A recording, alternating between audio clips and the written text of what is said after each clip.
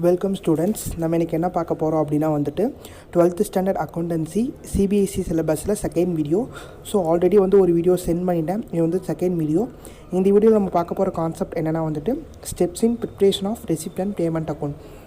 So receipt and payment account எப்படி நம்ம prepare பண்ணுறது அப்படிங்கிற கான்செப்டாக பார்க்க போகிறோம். ஸோ வாங்க பார்க்கலாம். ரெசிப்ட் அண்ட் பேமெண்ட் அப்படிங்கிறது என்னென்னு நான் சொல்லிட்டேன். So summary of cash and bank transaction அப்படின்னு சொல்லிட்டேன். ஸோ இதோட ஓப்பனிங் எப்படி ஸ்டார்ட் ஆகும் அப்படின்னா வந்துட்டு cash in hand and cash at பேங்க்கோட ஓப்பனிங்னா ஸ்டார்ட் ஆகும். இஃப் இன் கேஸ் வந்துட்டு பேங்க் ஓவர் டிராஃப்ட் இருந்துச்சு அப்படின்னா வந்துட்டு சிஆர் சைடில் நம்ம போட்டுக்கலாம். ஓகே, ஓவர் டிராஃப்ட் அப்படின்னா நம்மளுடைய இன்கம். ஸோ நம்மளுடைய வரவில் இருக்கனால நம்ம சிஆர் சைடு நம்ம அப்ளை பண்ணிக்கலாம். தென் வந்துட்டு பார்த்திங்கன்னா வந்துட்டு total amount of all receipt எல்லாமே ரெசிப்ட் சைட் போடணும். தென் பேமெண்ட்ஸ் எல்லாமே பேமெண்ட் சைட் நம்ம அப்ளை பண்ணணும். Whether capital or revenue, capital ரெசிப்டாகவும் இருக்கலாம், ரெவன்யூ ரெசிப்டாக இருக்கலாம். தென் பேமெண்ட் கேபிட்டல் பேமெண்ட்டாகவும் இருக்கலாம், ரெவன்யூ பேமெண்ட்டாகவும் இருக்கலாம். ஸோ கேபிட்டல் பேமெண்ட்னா என்ன, ரெவன்யூ பேமெண்ட்னா என்ன அப்படிங்கிறது உங்களுக்கு ஆல்ரெடி தெரிஞ்சிருக்கும். தெரியலனா சொல்லுங்கள், அதுவும் நான் உங்களுக்கு சொல்லித்தரேன். தென் பார்த்திங்கன்னா none of the receivable income and payable expenses, அதாவது receivable income and payable expenses இதில் வராது. ஸோ ஒன்லி இதில் என்ன தான் வரும், கேஷும் அண்ட் பேங்க் ரிலேட்டடாக தான் வரும். ரிசீவபிள், இந்த இன்கம் ரிசீவ் ஆகணும், இந்த எக்ஸ்பென்சஸ் பே பண்ணணும், அவுட்ஸ்டாண்டிங் இருக்குது, ப்ரீபெய்ட் பண்ணிட்டோம் அப்படிங்கிறதெல்லாம் வராது. சரிங்களா, அட்ஜஸ்ட்மெண்ட்ஸ் எதுவுமே வராது, டெப்ரிஷியேஷன் வராது. தென் நம்ம டிஃப்ரென்ஸ் கண்டுபிடிச்சோம் அப்படின்னா நமக்கு ஆன்சர் கிடச்சிரும். இதில் ஒரு எக்ஸாம்பிள் நமக்கு கொடுத்துருக்காங்க. ஸோ பார்த்தீங்கன்னா கேஷ் இன் ஹேண்ட் ஓப்பனிங் கொடுத்துருக்காங்க, கேஷ் அட் பேங்க் ஓப்பனிங் கொடுத்துருக்காங்க, சப்ஸ்கிரிப்ஷன் கொடுத்துருக்காங்க.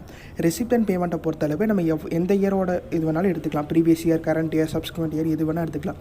பட் இன்கம் அண்ட் எக்ஸ்பெண்டிச்சர் பார்த்தீங்கன்னா கரண்ட் இயரோட மட்டும்தான் நம்ம ப்ரிப்பேர் பண்ணுவோம்.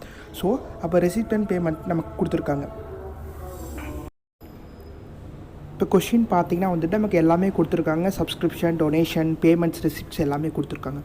ஸோ நம்ம என்ன பண்ணோம் அப்படின்னா ரெசிப்ட் அண்ட் பேமெண்ட்டை கொண்டு receipt amount, payment amount formula போட்டுக்கணும். ஃபார்மேட் போட்டுட்டு ஓப்பனிங் டிஆர் சைட் அப்ளை பண்ணிட்டு தென் எல்லா ரெசிப்டையும் டிஆர் போடணும். பேமெண்ட்ஸ் எல்லாமே சிஆரில் அப்ளை பண்ணணும். அப்ளை பண்ணதுக்கப்புறம் க்ளோசிங் எதாவது இருந்துச்சுன்னா சிஆரில் அப்ளை பண்ணிவிட்டு தென் என்ன பண்ணலாம்னா நம்ம டேலி பண்ணுவோம். பட் இந்த சம்பளம் பார்த்தீங்கன்னா நம்ம க்ளோசிங் தான் நம்ம கண்டுபிடிப்போம். ஒரு சில இடத்துல பார்த்தீங்கன்னா நம்ம கரெக்டாக டேலி பண்ணி முடிச்சிடும். இஃப் இன் கேஸ் டேலி ஆகலை அப்படின்னா க்ளோசிங் நமக்கு ஆன்சராக கிடைக்கும். சரிங்களா, தென் பார்த்தீங்கன்னா லெஜிஸ்லேஷன் 1ல் பார்த்தீங்கன்னா நமக்கு கிளியர் கட்டாக கொடுத்துருக்காங்க. Opening cash balance, opening bank balance கொடுத்துருக்காங்க. இதில் பார்த்தீங்கன்னா க்ளோசிங் கேஷ் இன் ஹேண்ட் மட்டும்தான் கொடுத்துருக்காங்க. அப்போ நம்ம என்ன கண்டுபிடிக்கணும், க்ளோசிங் பேங்க் பேலன்ஸ் கண்டுபிடிக்கணும். ஓகேவா, க்ளோசிங் அமௌண்ட் தான் நம்ம கண்டுபிடிக்கிற மாதிரி நமக்கு வரும். இஃப் இன் கேஸ் பார்த்தீங்கன்னா cash balance and bank balance ரெண்டுமே கொடுக்காம இருந்திருக்கலாம், இல்லாட்டி ஒன்று கொடுத்துருப்பாங்க. அப்போ கொடுக்காத ஒன்று நம்ம என்ன பண்ணுவோம், கண்டுபிடிக்கிற மாதிரி இருக்கும். ஸோ ரெசிப்ட் அண்ட் பேமெண்ட் எது அப்படிங்கிறது தெளிவாக உங்களுக்கு தெரிஞ்சாலே ஈஸியாக நீங்கள் பண்ணிடலாம்.